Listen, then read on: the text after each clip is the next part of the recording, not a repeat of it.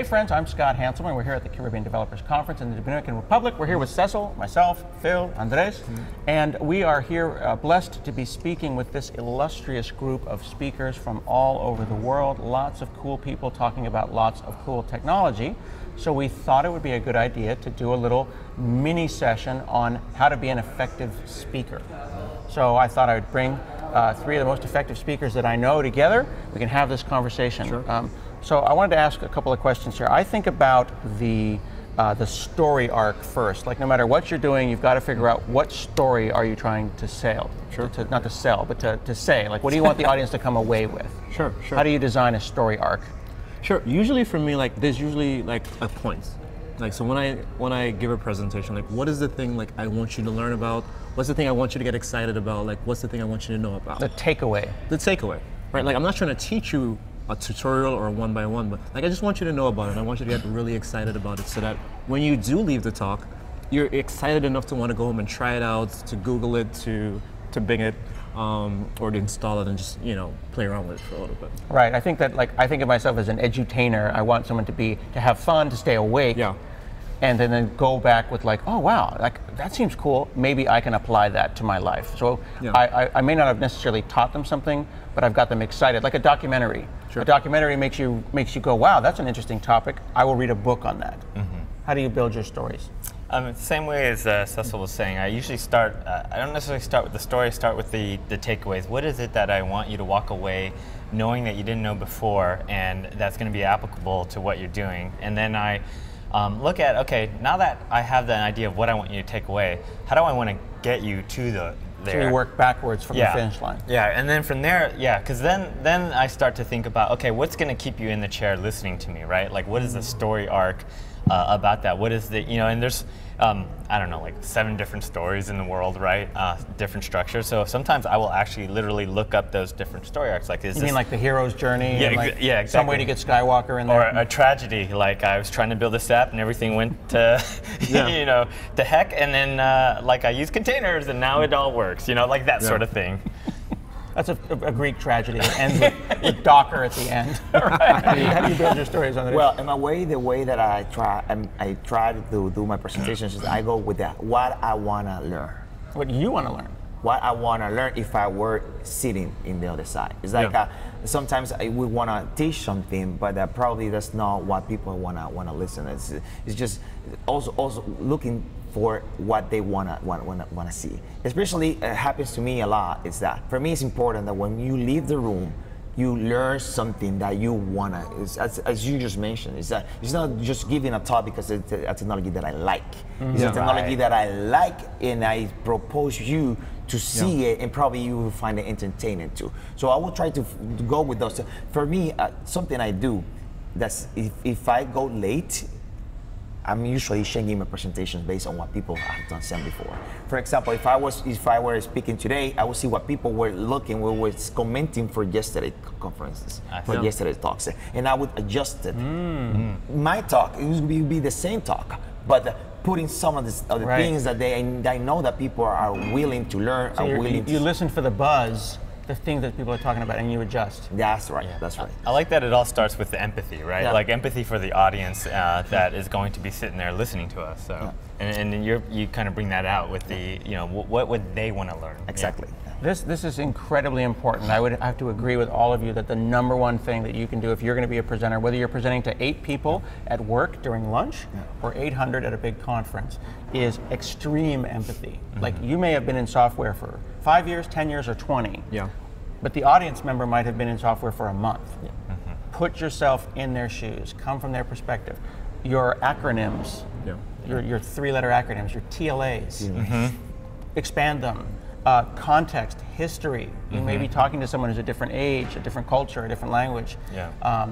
Localizing your talks. Yeah, that's important. To the local buzz. I like that. Yeah. One of the things that I've done that I think is okay, since we're in the Dominican Republic, is I've been talking to everyone ahead of time, making sure all of my jokes, my GIFs, my memes, los memes, memes, las o los. Los memes. Los memes are appropriate for this culture because, a GIF of Neil Patrick Harris doesn't go over well in Russia or wherever, right? You got to find out. So I localize all my talks. Localize doesn't mean translate it to Spanish, but it means with empathy, respect my audience and make sure that everything is correct. Yeah. I think another thing that I like to do, particularly with the audience, is, you know, sometimes we're going through a technology that we're just so used to. So for us, it's like second nature. Oh, I know what this is. I know what these commands are. Bingo. You know, and I'll just intentionally put typos as I'm typing into stuff, or add, you know, code in an exception. Because as you're doing it in the real world, like stuff happens, right? And it always doesn't go as smoothly as it does in the marketing videos and in the blog posts and things of that nature. And so when your audience sees that, oh man, like, man, Scott made a typo, man. But you know, he was able to come back and fix it. That happens to me all the time, right? Like I have exceptions and I type the wrong thing, and you know, instead of Docker, I might type rocker or something weird and obscure, right? And then like, oops, got to go back and I got to correct it. But ensuring that you have that human side to you. Like, I'm not a machine, I'm not perfect, I make typos, I make mistakes. Because we all do, right? And I think that just helps us connect with them so I'm much known more. for doing that unintentionally, but now I know that it has a good benefit. It's a really good point, though. With the fact that you may do it unintentionally, but you recover from it. Yes. But Cecil and I are very similar in that we both consciously make mistakes. I'll make sometimes what look like dramatic mistakes for the purposes of education. Right. Because if you go and do a perfect hour and everything works, do you think it's going to work for them?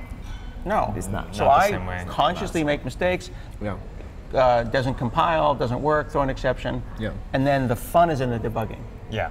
In fact, I would say, like, you know, an important tip as a presenter is to stay calm under pressure, right? Like when you do run into that, demo fail, I've had times where I've recovered and people said, you know, that was like the best part of your talk, was watching you figure out how to recover.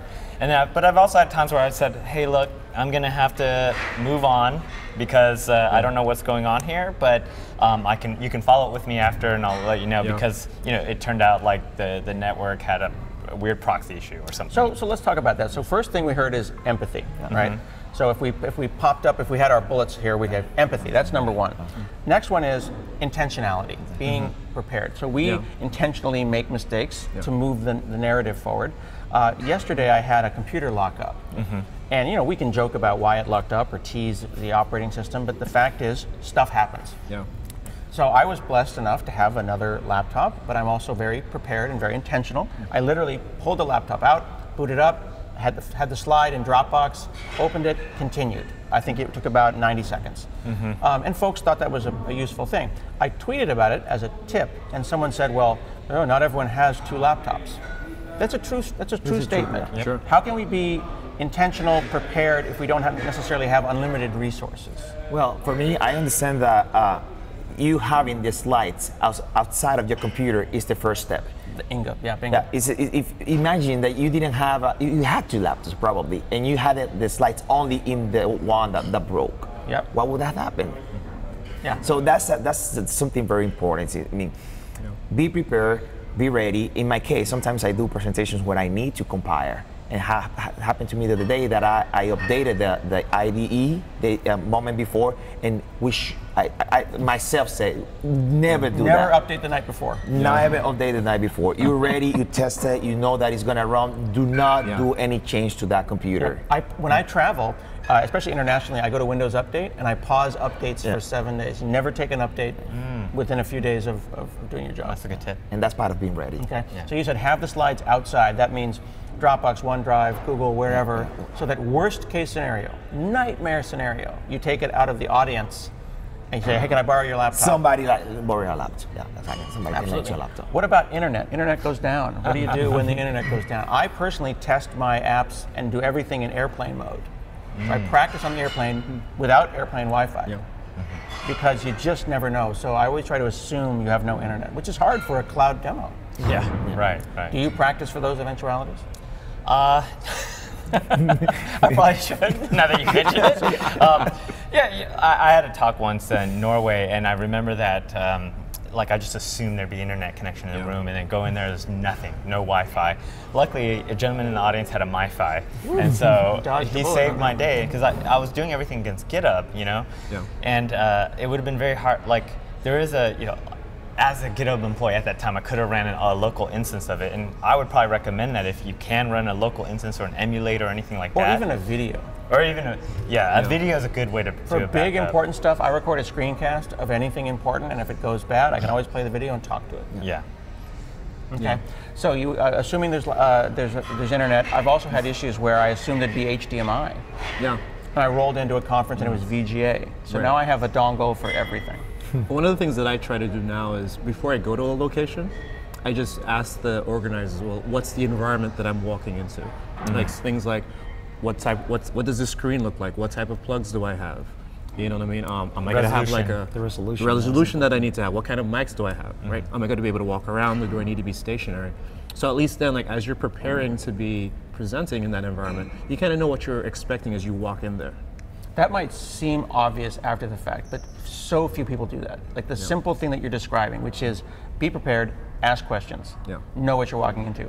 I am personally shocked, and I don't mean to put anyone on blast, but I'm shocked how many people just show up with a Mac, no dongles, no idea if they have, and they just assume it'll work. And the problem is that if it works a couple of times, then you'll assume it will work forever. Yeah. Is it 16 by 9 or 4 by 3? Right. Do they want PDFs? Do they have a clicker?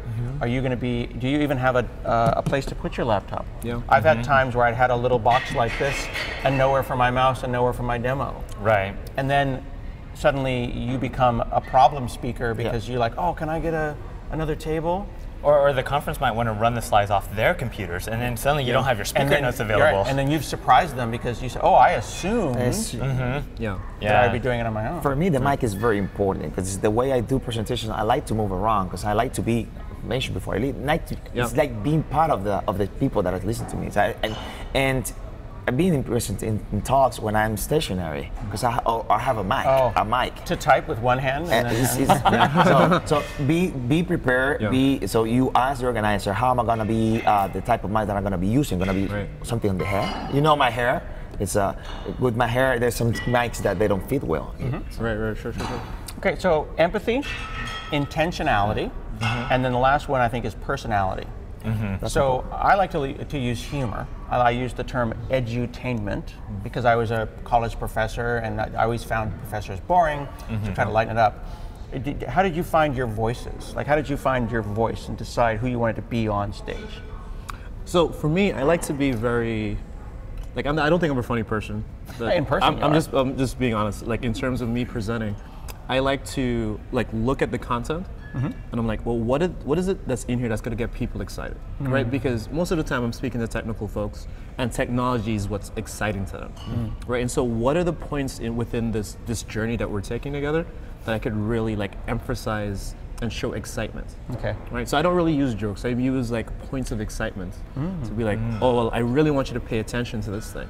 Like, oh, serverless, wow, like this is super cool. And let me show you what I built. Right. And then I get into the demo. Right. Or, oh man, like this exception happened and this is what it looks like. So now like I'm showing different types of emotion now. Like I'm sad, I'm upset.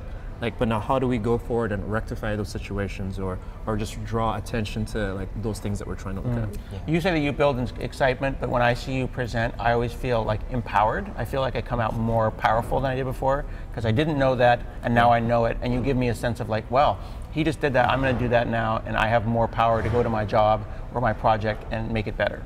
Right, Your because- excitement makes me powerful. Right, because I want you to look at it and be like, I can do it too. At the end of the day, that's the whole goal. Exactly. Yeah, I'd say to add to that, I mean, I think you bring up an important point, which is that the content ultimately has to carry the talk, right? It has to be a topic that people are interested in and that they're going to learn something. But you can tank even good content if you don't, at least give it a little bit of your personality. Yeah. For some people, like I tend to have a dry sense of humor, so like I will use a little humor at the beginning, and maybe 3 or 4 people out of 100 will laugh. Yeah. Scott being one of them. But then after that part, like I kind of want to really get into the story, and what I try to do is like let my enthusiasm for the topic show.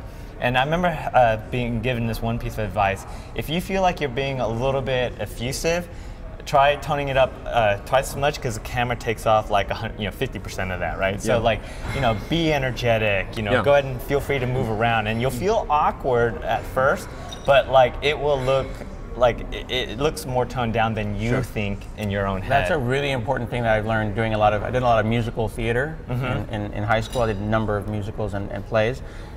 Act it up. Turn it to 11. Yeah. And it might seem weird to have your arms out like this. Yeah. Oh, that's way too big. No, like you play to the back row. Right. You want them to know what's going Yeah, on. I noticed you doing that in your talk. You know, you were like It acting. works though. Yeah, It works though. It's great. Sparkle fingers. Yeah, but and you mentioned that being energetic, and that's my personality. So for me, it's simple. For me, I just goes on stage and I just be me. I just put the energy of the subject that I'm talking about. I make some jokes. I try to, like you mentioned, is like localize the joke because a joke that works here in the Dominican Republic that we are right now won't work in Montreal where I live, or won't work in Seattle or any other place. So because of the context. And then you have a Montreal humor and a Seattle humor. And you try to pick it, yeah. Fantastic. Yeah. So we have learned about audience empathy. Yeah. We've learned about being prepared and intentionality, and we learned about personality. Yep. Some resources that we want to share with you on the back screen here is there was a talk we did called Public Speaking. We had myself, Kendra, Maria, Kasey, Donovan Brown. This is up on Channel 9. You can go search for Public Speaking with any of those names and you'll find that. And then another one, if you go to speakinghacks.com, this is actually a video that I did with Rob Connery that is actually a free Pluralsight talk. I went and talked to the folks at Pluralsight. It's totally free. You don't need to sign up for Pluralsight. Yeah. It'll teach you how to be a better presenter. It's called The Art of Speaking. Thank you very much, Cecil Phillip, Phil Hack, Andres Pineda. We're here at the Caribbean Developer Conference. Why aren't you here?